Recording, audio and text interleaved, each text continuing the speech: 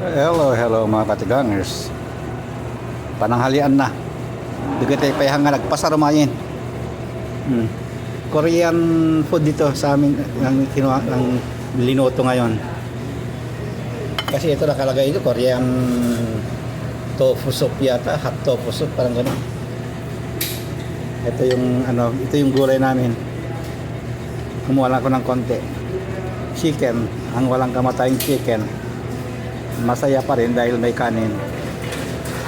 At wala nang choice para sa akin kundi itong Pepsi diet. Wala na yung yung gusto ko eh. Wala na yung pineapple juice eh. At saka yung isa, may isa pang lemon. Ay melon para. Melon, yung melon noon, sarap. Ipapaubos pa daw yan. Mga juice dyan na iba nakapalit.